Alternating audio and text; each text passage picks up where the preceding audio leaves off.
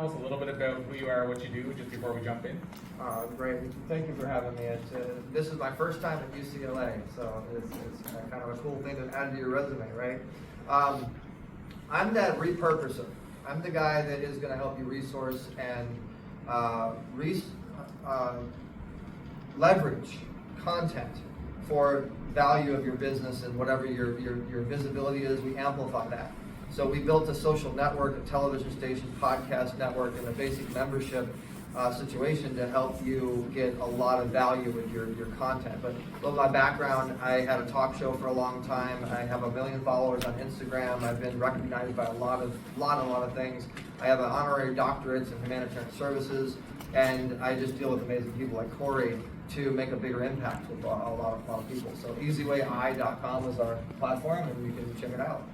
So I just had a conversation with our last guest, and we were talking about exactly that: branding, putting your brand out there, sharing your background, sharing your, here's what I've achieved, here's what we're doing, the work we're doing. Was it always, because a struggle for a lot of people is owning who they are and what they've done and achievements, and the last guest was saying how we need to and we should do that, and I know you're comfortable doing that. So has it always been that way, or did you ever have a struggle of sharing, here's what we do, here's the work we do, here's what I've achieved? Yeah, I mean, I think it takes a little bit to find your brand identity that really matches your mission. So when I first started, no, it wasn't perfect. I mean, we probably did about 15 different attempts to really get that right brand that matched the fact that we want to drive people to positive spiritual energy and family-oriented relationships and things like that. So if you look at our brand, it's a little E and a big Z, and it's gold, and gold stands for God. And we have, there's a reason behind the identity. And I think that takes a little bit to find, to really attract properly what your audience is going to be and your market's going to be. And so, do you also help people? Because I'm sure, I mean, I understand that there's an emotional component, behavioral component, but I'm sure you work with people. When you said you're helping other people leverage their brand for their business, I'm sure you do work with people that struggle with the idea of getting out there and saying, I own this and this is who I am. How do you help people with that, to understand that, here's how I look at it: if I don't let you know what I do and you don't know the work that I do, then I can't impact your life. Mm-hmm. So I'm doing you a disservice by not sharing what I've done, because it allows me to reach more people. So how do you work with those people that are struggling with that, but you know that they have a great message that needs to reach the world? Going back to that brand identity, I mean, first and foremost, we help people to find their identity to really match their market perfectly. And then once that actual identity is created, then you got the whole process of collecting data, automation, having your social media correct, having your banner be right. Like a person's impression, you should grab their attention within a minute to 6 seconds. I'm sorry, 6 seconds to a minute. And if you don't, then you got to rebrand. You got to redo your graphics to where they want to work with you. It's an attractor factor. Your branding and your imagery should bring in the audience that you're looking for. It shouldn't be the other way around. So we teach our clients and our members on how to create the graphics, how to create video to automatically draw in the audience that you're looking to get. And a lot of the ways to do that is podcasting nowadays. Well, and it's interesting you said the 6 seconds. I mentioned that number. Tom Ziegler, so Zig Ziglar's son, shared with me, and I asked him what one of the things he felt that Zig did so unique that allowed him to resonate with the audience. And he talked about how the psychologist once went in and watched Zig talk, and afterwards he said, "Do you want to know, Mr. Ziegler, why I think you're so impactful?" And he shared with them that you change up what you're doing every 7 minutes. Now, this is back in the 70s. Mm-hmm. And he said, I think you know that's how often movie and TV switches to commercials, or TV rather, goes to commercial. So in other words, you're switching it up. Psychologically, we were taught only to listen for 7 minutes, now it's a commercial. But what's interesting is Tom said, I think then Dad had 7 minutes. He said today, we probably have 7 seconds. Mm-hmm. And so it's interesting you said 6 seconds. They say, I don't know if you've heard this, Time magazine said not that long ago, our attention span now for the first time in history is shorter than that of a goldfish. And a goldfish is 8 seconds. So my question on all of that, or what I'm driving at with that is, how do we, in 6 seconds, I know you talked about the brand and make sure it's done properly, but how do we capture somebody in 6 seconds in such a busy world like we're in now? That's a great question, Corey. It's benefit language. So when you're building a landing page or your social media, the first thing people are going to look at is the description to learn about you.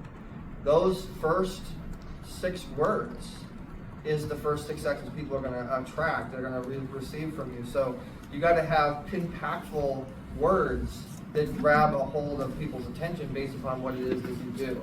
So if you use LinkedIn or Facebook or Instagram, you get that little description under it. Those first, couple of sentences is where it's all at. So you got to really know what it is your market's going to be and what words you want to use to attract, your audience as fast as possible. So that brings up a good question on those words, let's say on LinkedIn or what have you. Now I was taught, and I think there's maybe no right or wrong, but I was taught that it should be focused on the outcome for the client. Do you think it should be focused on the outcome or should it be focused on the work they do? You know what I mean? So LinkedIn, it's like, I help people get paid thousands of dollars for sharing their message. So that's kind of what I help people do, but it doesn't really tell them who I am. So do you have a preference or a thought on which should be the case? Or? Case studies and testimonials are everything. So if you can prove that you are because there's too many people that say that they can do things, but they can't necessarily walk the walk, they talk the talk. So if you have proof, I don't do business with anybody that I'm trying to get help from unless they can prove to me that they've helped 10 or more people be able to do what they said that they can do. So I think that they have to really show that they have a good case study and a testimonial. I would also say that the other side is really important as well, because you have to have the history and credibility behind what you're saying that you can do. So basically, it's the third-party perspective that people attract to. So, this is a complete deviation from there, but I know you've had some very notable influencers, thought leaders, what have you, associated with the brand, on for interviews and stuff like that. Question I get all the time, so I'm curious your take on this, is how can I connect with an influencer? How can I get them to take me seriously? How can I get an influencer to jump on my show? Do you have any kind of, well, code it strategy, or has it just been building relationships and depositing in that, or a mix of both? Or? That's a really good question. From what I've seen is when you go around people that are impactful and have already done it and have already been successful, being real, they respond to real. They want to actually help people to be like them. So when you come across them, even on social media, you want to be as real as possible. But at the same time, they're going to do the research, or their assistants, their teams are going to do the research. So you have to make sure that your Google checks out, is what I tell people. So when people are going to look you up, it checks out and it represents you properly. That goes through all your social media platforms. But what a lot of people look at, a lot of influencers will look at, is how you are doing your own business and how complicated it is. Are you simplified, or are you all over the place? Are you scattered? So you want to make sure you focus on one particular vehicle that drives all those other vehicles. And the bigger influencers, the bigger people that are successful know that. So they kind of look if you're scattered or if you're prepared.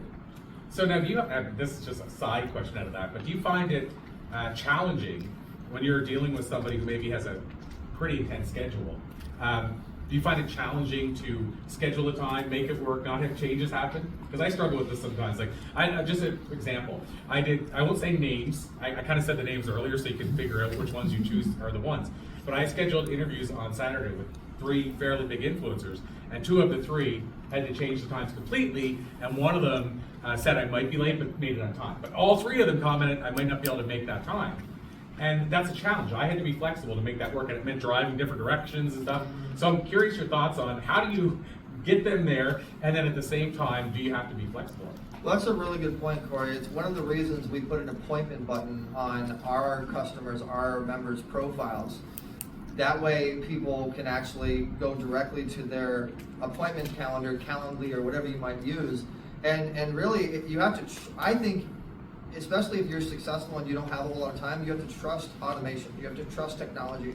And really that becomes your secretary, and that becomes, Alexa's my best friend. I can't live without Alexa, right? So like today, for instance, before coming here, I forgot that I had a 12 o'clock with the owner of World Podcast Network.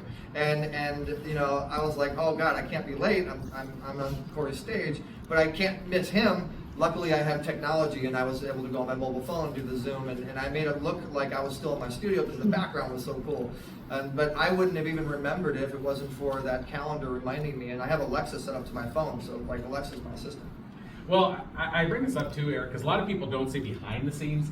And so and again, I'll say random because there's multiple people tomorrow. We had one person tomorrow that originally said they could only make today work. And then I was with them today, and they said, oh no, I can only make tomorrow work. So you don't see behind the scenes that Heidi had to go and do some magic to make that change happen. But we try to be flexible, but it is really hard, and that's why I was curious. I think still, if you get an opportunity to be on a stage, any stage, especially a stage at UCLA, you make the time work for them, for that producer. And also being an event producer myself, and I've done over 2,000 events, there's a respect threshold, I think, you know, and you know, for people to say, oh, I can only do this, to me that makes, I mean, does that person think that they're better than you are? Like, why do we have to work on your time? So if you're a speaker, if you're an influencer, you really should be respectful of that producer and work with that time slot. And so, you know, just to be appreciative. So a question I get all the time, and I like asking people this that do a lot of interviews and run events, is, favorite's a bad word, like who's your favorite guest? But can you share with us, is there a memorable, whether it was a guest on one of your shows or whether it was a special guest that came to one of your events, but is there one or two that have impacted your life that jump right out? Because I know there are for me. I can tell you which ones.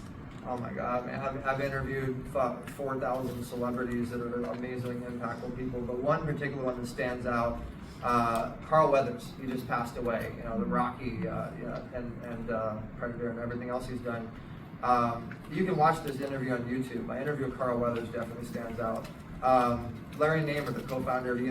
Television, that me walking in his footsteps, meeting him for the first time and being able to learn from him. The creator of the Make-A-Wish Foundation, Frank Shankless.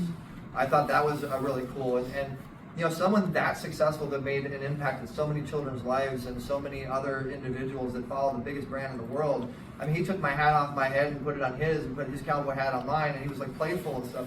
Those are memorable moments, but there's been a lot. Well, and it's funny you mentioned both of them because, as you know, I was at the Secret Knock last week, and both of them have been a big part of that event. Like Larry, I don't know if he was there this year, but I know the last 3 or 4 years he was there. And I know Frank, I mean, that's where, I think that's the connection that sort of helped his documentary come to life. And so it's just interesting, synchronicity, that both of them would have been a part of that event.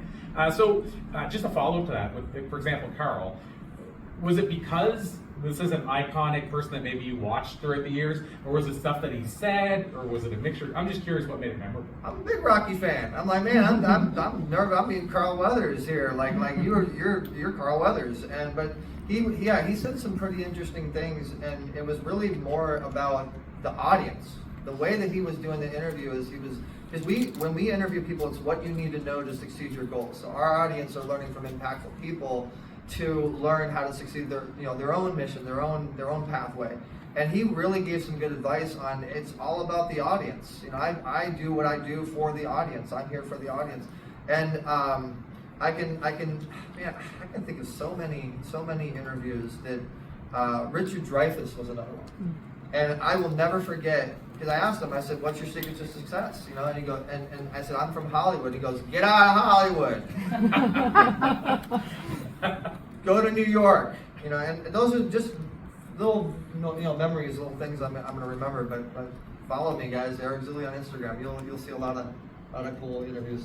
Well, and I guess the other question I have is, how do you be everywhere at once? And so what I mean by that is, so I was at the Secret Knock, and Eric said, oh, we're at the Secret Knock too. And then I was a part of Speaker Connections, and then I get on there, and Eric's on there, and he said, oh, you should come to our event here. And so you're everywhere at once. And so how's that possible?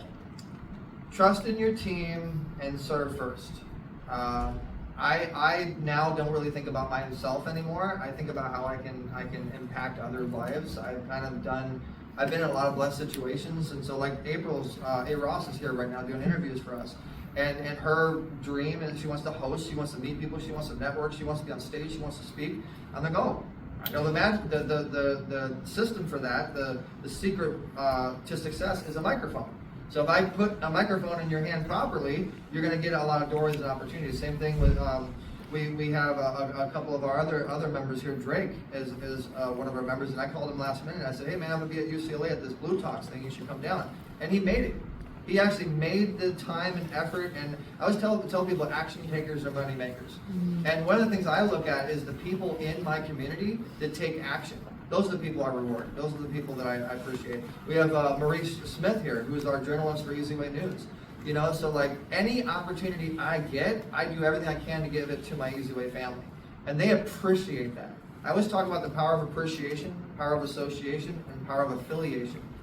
are the ways that you're truly going to be successful. And association, hey, you're at UCLA, you're at Blue Touch with Corey. I mean, Corey's not even like putting it out there, but for my cameras and Easyway TV, I mean, this man's in the Forbes Coaches Council. He goes on and on. He's very, established in a lot of different ways, and that's power of association. His audience is gonna, support my audience, hopefully, and vice versa. So it's follow for follow, and it's just remembering to appreciate and associate with the right things. And then you make money by the affiliation, by setting up the right technology and the right tools within that association. But it's really just showing love to people that show love to you. I wouldn't be who I am today if it wasn't for my followers and the people that have appreciated me, and we call them the Easyway family. So as we start to wind down, I wanted to ask you as well, something that I know Greg Reed does, and I'm curious, like one of the things you talked about is if you have this opportunity and you can make it work, don't make it difficult for the other person. And so I'm wondering, on the flip side of that, I know one of the things Greg does is his time's limited. So he makes sure if I'm going to work with you, it has to make sense. So in other words, I need to know that you're an action taker, because you said that earlier. I'm curious if you have ever done anything along the lines, I don't know if you know where I'm going with what Greg does, but he'll tell you, he'll say, okay, if you want to meet with me, okay, great. So it'll be at 10:10, so 10 o'clock, 10 minutes after 10, meet with me at this cafe, and you have to bring a can of tomatoes that's open and 2 lobsters that are half eaten. So he makes it so that I need to know you're serious. And he said, because I know the people that show up with that are all in. Yeah. Anyway, so what, I guess Oz, what are your thoughts on that? Well, I've never personally experienced that because I go way back with Greg, close to 15 years.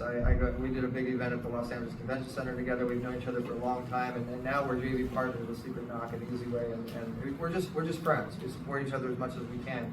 So I have not gone through the process most people have gone through, but I can totally see that.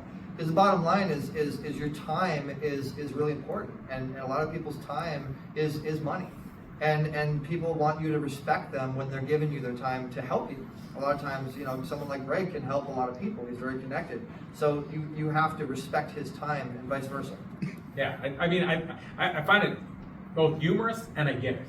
I would be that person that would show up with the lobster if I feel like if I want to work with you that much, because they're asking him for a favor. If I want to work with you that much, I need to jump through a hoop. Yeah. But I also know most people wouldn't be there with the lobster. Well, it kind of goes along with the whole if you make the meeting, you pay for the lunch idea. So if you want someone else's time, you have to show why you want their time and why you're worth their time. And you're obviously asking for their help for a reason.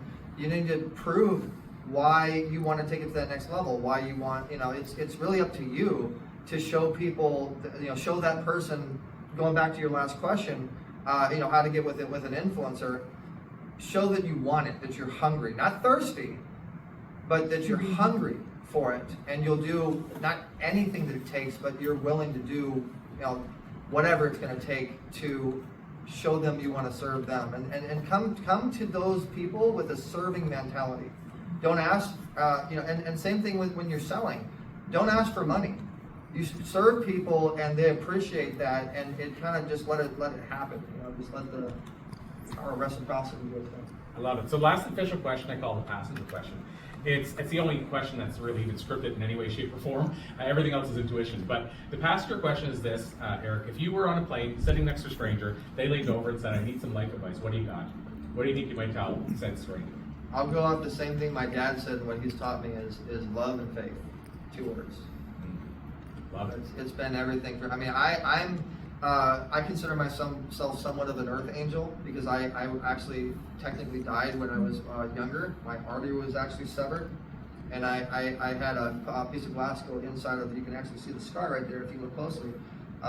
And I love the fact, and my dad has survived lymphoma cancer twice. So I love the fact that I still have my dad. I love the fact that I'm still here to make an impact in other people's lives. So love, right? And faith, you gotta have faith. Whatever your faith might be, I respect everybody's religion, but in my case, it's Jesus, God, and that's what keeps me going, even when it's the toughest times, and I just don't want to get out of bed, or it's just too stressful, too much anxiety. Amazing. So this is the unofficial question. How can we learn more? So how people want to learn more about Easy Way, they want to connect with you, whatever that looks like, is there a hub? I appreciate that. Well, you can text, if everybody pulls out their cell phone, if you want to get involved with us. We're going to give everybody a free interview, by the way, if you do this. If you text the letters EZWAY, no spaces, to the number 59925, that is the best way to get subscribed to us. And you can create an account. We have a system kind of like a social network, like a Facebook, like a LinkedIn, and you can connect to everybody. We have over 2,600 amazing people, high profile, top tier people.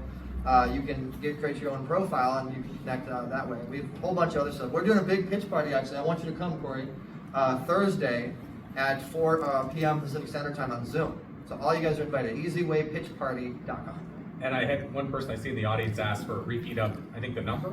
Oh, Yeah, the EZ, the text. so you text the letter EZWAY all together in where it says message, and then where it says 2, the phone number is 59925.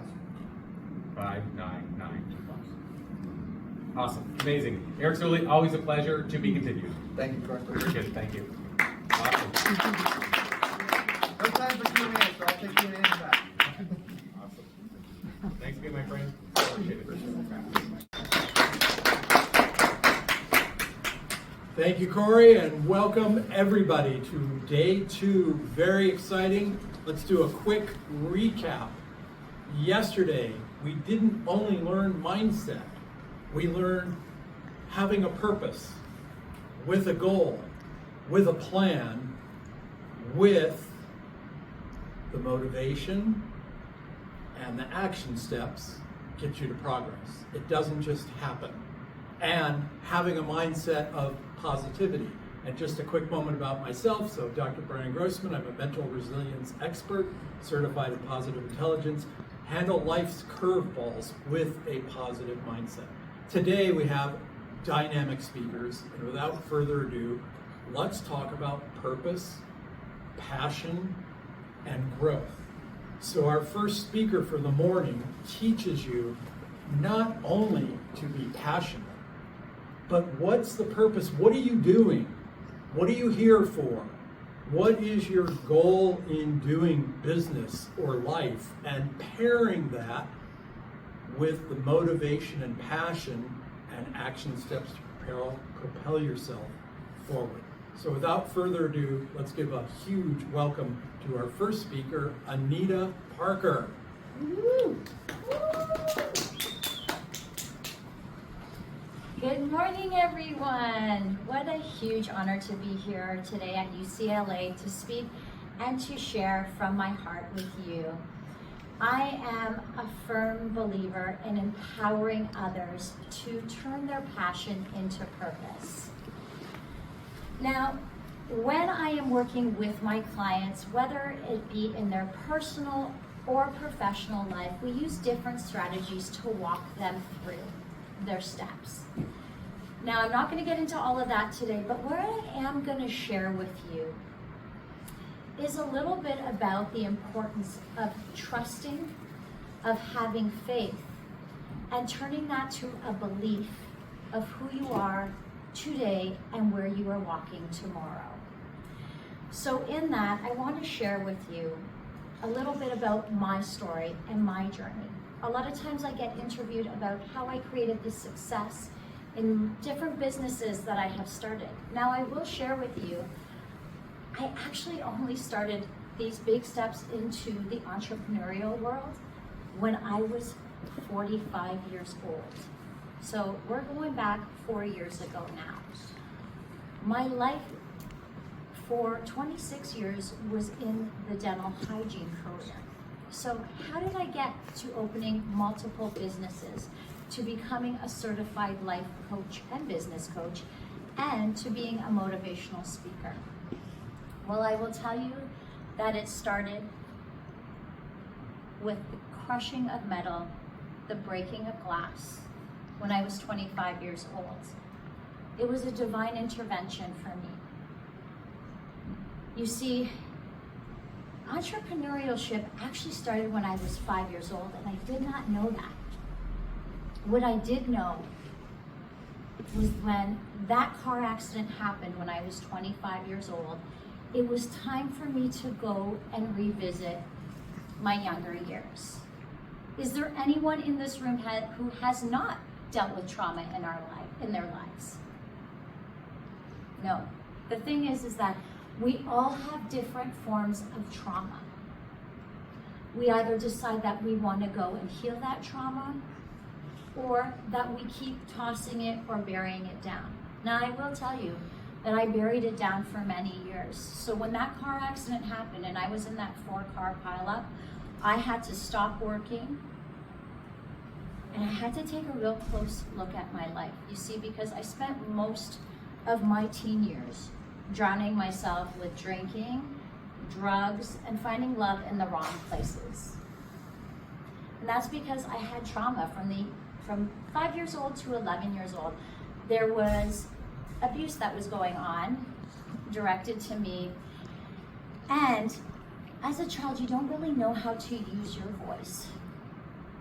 And I just kept burying it. And in my teen years, I kept thinking, maybe I just made that all up. Maybe that did not happen.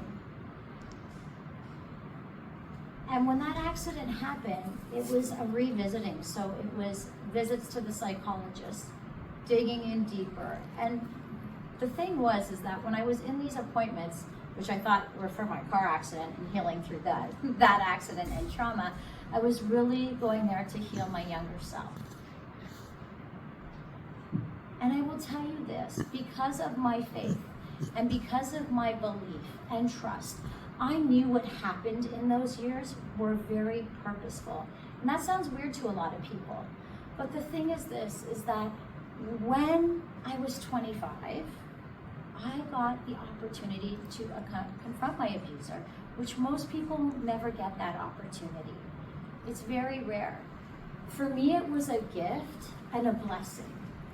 And I'll tell you why, is that when I called that person and I took them with me on a walk to ask them, hey, what happened?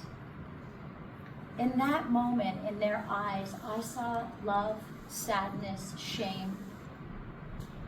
And I learned in that conversation that they too were being abused. So that day, through our conversations, through forgiveness, and through trust, faith, and love, there was an end to generational trauma and abuse, which was incredible. And I actually think about that day, and it brings a smile to my face, because I knew we were the catalyst for change and growth.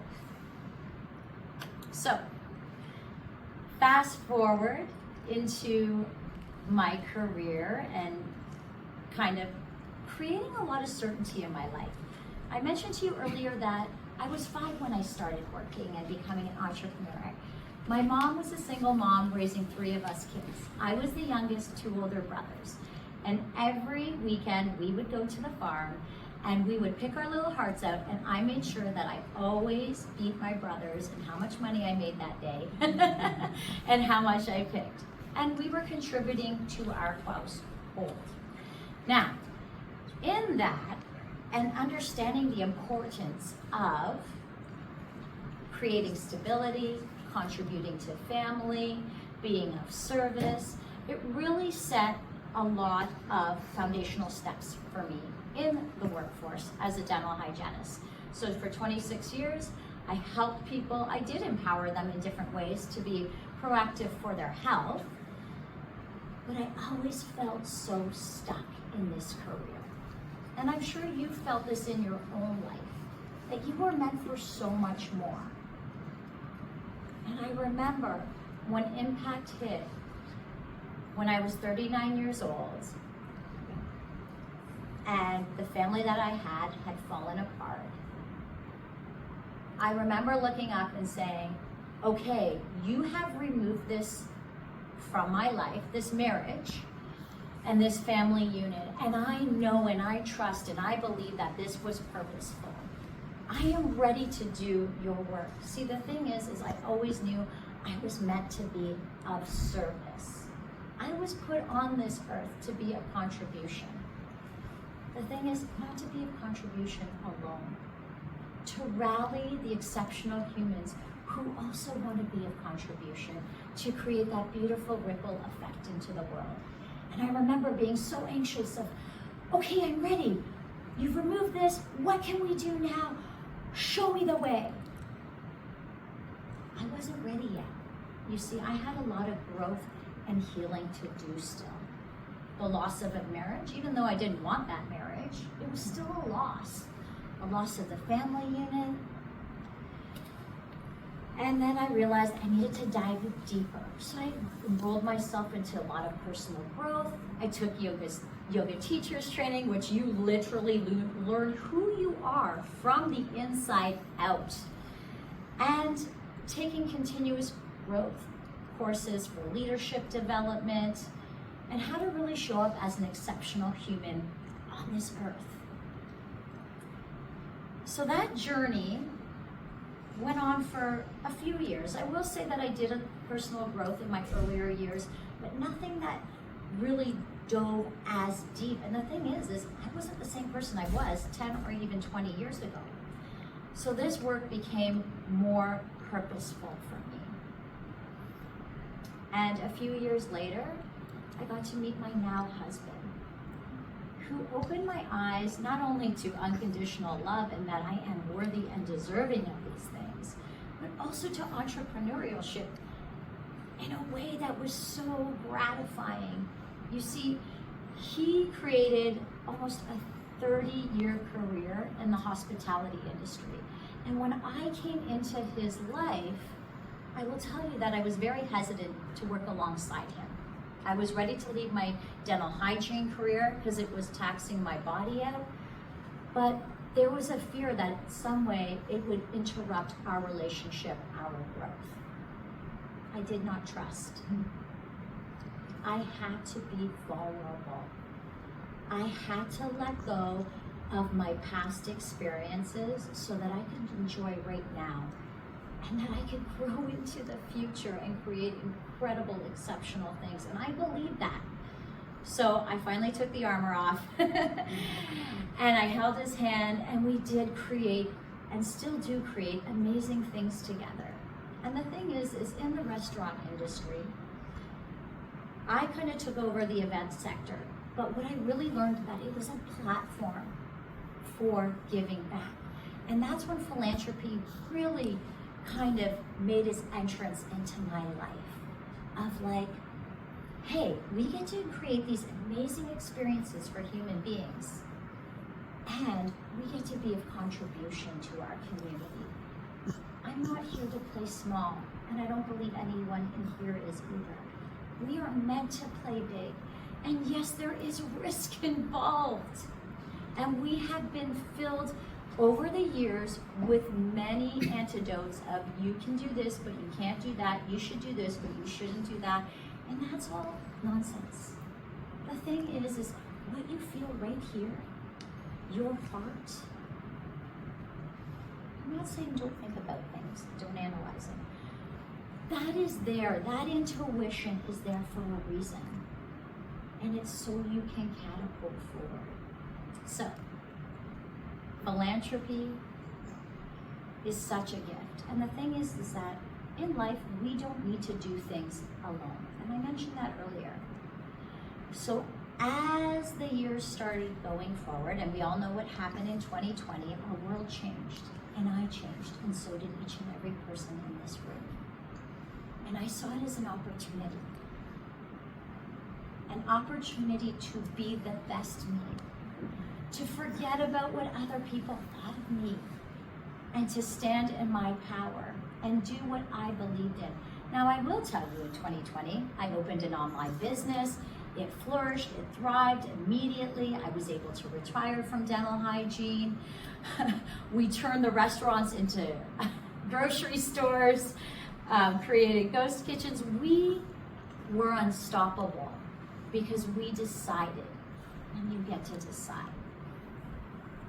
And as the years went on, the opportunities kept coming for different businesses to be of purpose in different ways.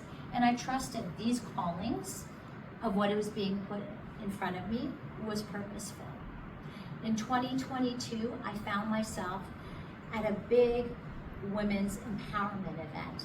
And I remember sitting there beside my business partner, looking at her, hearing these incredible stories of resilience. And some of them were really relatable. And I said to her, I'm gonna go and do this. I'm gonna bring this to my community. And I went home that night and I said to my husband, here is what I'm doing. I am here to empower women, humans essentially. I believe in that. But this was a new vehicle for me. A vehicle to create a space for women to be seen and heard. To come together to collaborate. See, there's no competition. And if you believe there is, then I'm here to tell you that it's not necessary. We can work together for a better today, for a better tomorrow. And so now I have watched women in many communities, because of this work, to lock arms and to raise thousands of dollars for different nonprofits in our community. This was never about me. This was about us and what we can do and how we can do it and how we can create the ripple effect in this world. So I invite you today, if you are sitting down and wondering, what is next for me? Can I really do this? The answer is yes. If you don't believe in you, borrow the belief of others who believe in you, and that will transform into your greatness, your passion, and your purpose on this world. Thank you so much.